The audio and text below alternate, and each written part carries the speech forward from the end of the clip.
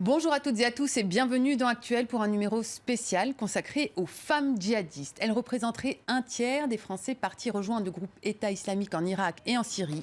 Qui sont-elles? Comment se sont-elles radicalisées? Quelles sont leurs motivations? Nous poserons toutes ces questions à notre invitée Fatima Lanaït, auteure d'un rapport intitulé Femmes kamikazes, le djihad au féminin. Merci beaucoup d'avoir accepté notre invitation.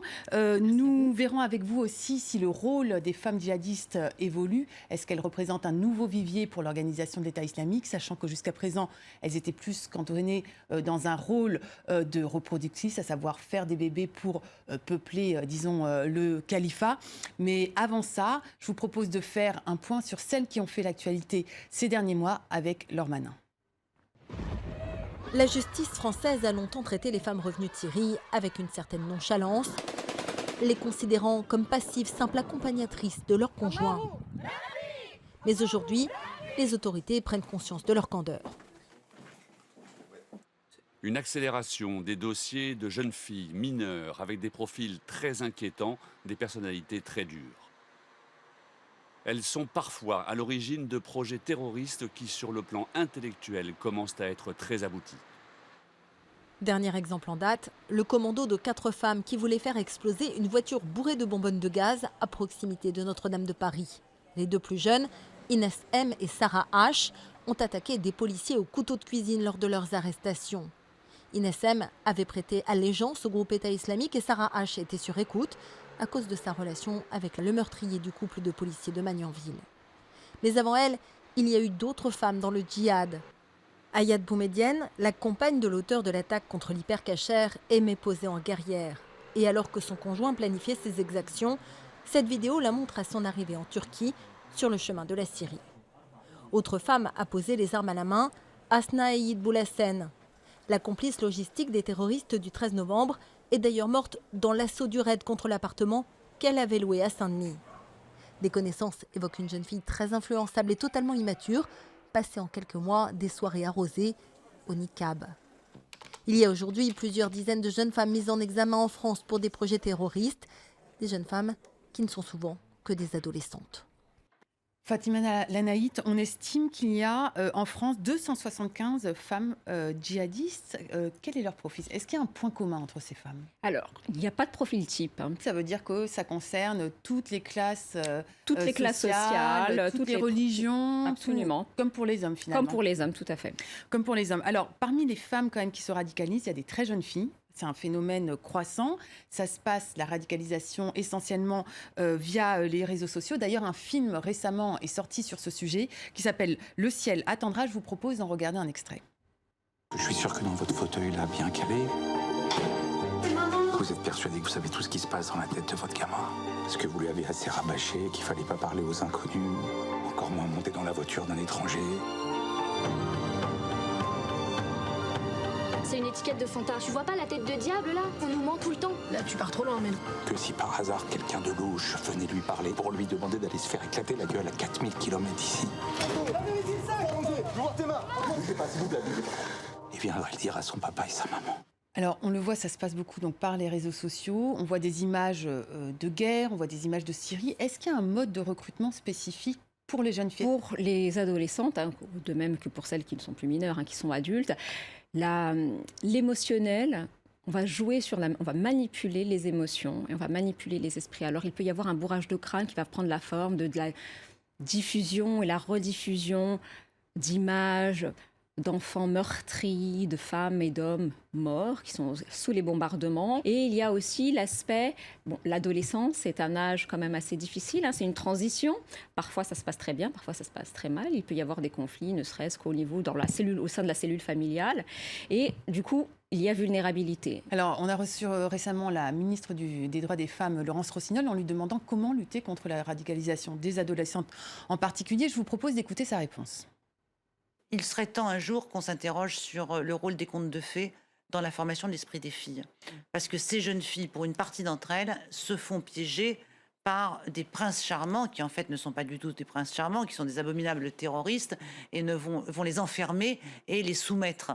Alors, elles se font piéger et on parle de contes de fées, de princes charmants. Est-ce que c'est surprenant comme réponse pour vous? Alors effectivement, il y a cet attrait pour un homme qu'elles vont idéaliser un protecteur. Et en fonction du milieu culturel dans lequel elles ont baigné, dans leur enfance, il va aussi y avoir un peu le tabou du sexe, finalement, pour des personnes, pour des jeunes femmes, pour des jeunes filles qui ont été éduquées dans des milieux musulmans traditionnalistes, ou bien où on va leur dire, bon, alors les relations hors mariage sont interdites. Là, elles vont avoir accès finalement à des relations licites, qu'elles vont considérer comme licites, et dans la mesure où elles vont se considérer comme étant liées à quelqu'un, même si c'est virtuellement, elles vont considérer qu'elles peuvent se passer de l'assentiment de leur cercle familial et partir. La mission officiellement des femmes dans l'organisation de l'État islamique, c'est de faire des enfants, de former des futurs djihadistes. Cela dit, certaines veulent aussi prendre les armes. Est-ce qu'il y a une évolution? Il y a eu un commando de jeunes femmes qui a été arrêté récemment. Est-ce que finalement ça montre que les choses sont en train de changer?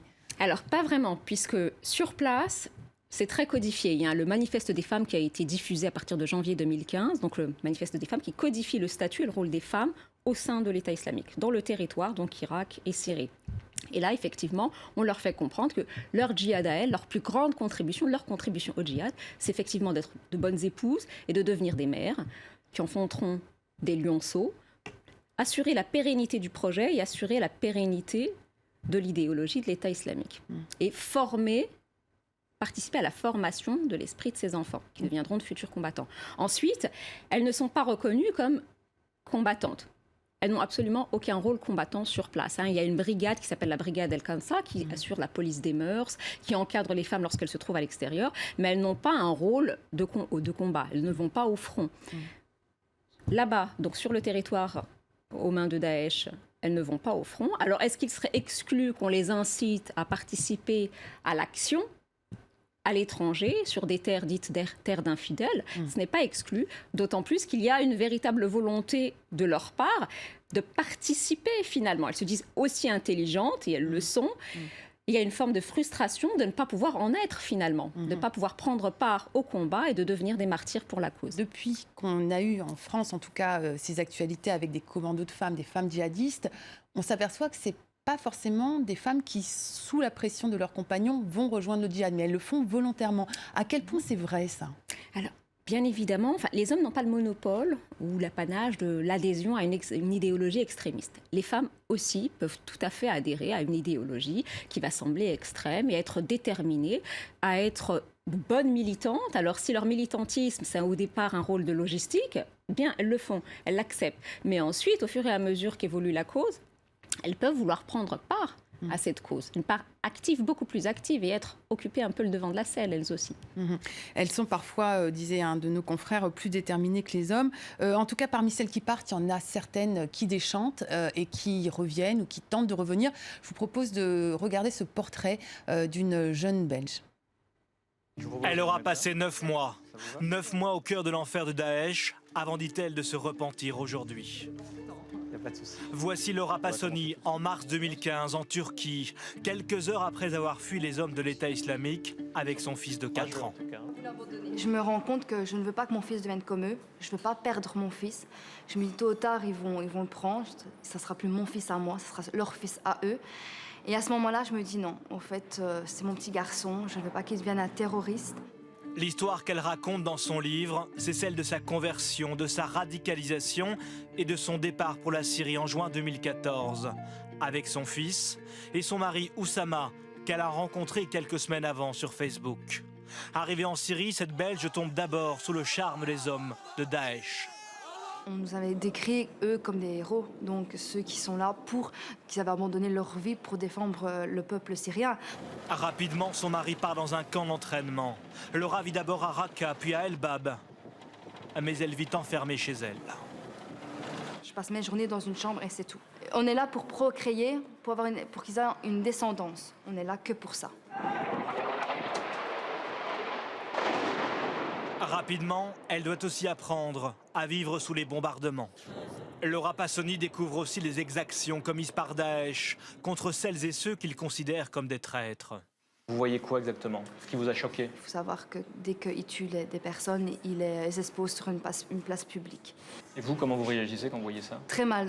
La première réflexe, c'est de cacher les yeux de mon fils. Un fils de 4 ans que les hommes du groupe État islamique tentent d'embrigader explique-t-elle dans son livre. Et vous disiez qu'un jour, il est revenu avec une peluche et un couteau en plastique et qu'on lui avait expliqué qu'il fallait qu'il s'entraîne à égorger. Voilà, il est venu, mais il est venu en me disant « Maman, je ne voulais pas, c'est son doudou. » C'était son doudou. Et il m'a dit « Je ne veux pas le faire, c'est mon doudou. » Et j'étais très fière de lui. Après 2 tentatives de fuite, elle réussit avec son mari et son fils à rejoindre ses parents qui l'attendaient à la frontière turque. De retour en Belgique, Oussama est condamné à 4 ans de prison et Laura à 3 ans avec sursis pour participation aux activités d'un groupe terroriste. Est-ce qu'on doit encore avoir peur de vous? Ce livre démontre bien que je dénonce, que je ne veux pas que d'autres personnes partent qui fassent la même erreur que moi. Et je me dis, si mon vécu peut sauver au moins une personne, j'aurais tout gagné. Avec son livre à la main, elle souhaite désormais faire une tournée des écoles pour continuer à dénoncer la supercherie et le danger de Daesh.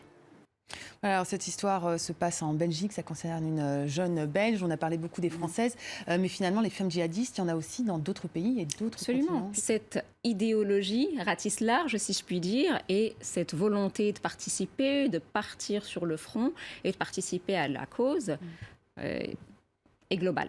Y compris en Afrique subsaharienne. Y compris en Afrique subsaharienne également. Il y a des femmes qui se portent candidates au départ au Sénégal, au Kenya, au Mali également. Merci beaucoup Fatima Lanaï de nous avoir éclairé sur ces femmes djihadistes, un sujet qu'on va évidemment suivre de près dans Actuel. Merci à toutes et à tous d'avoir été avec nous. À très vite sur les réseaux sociaux.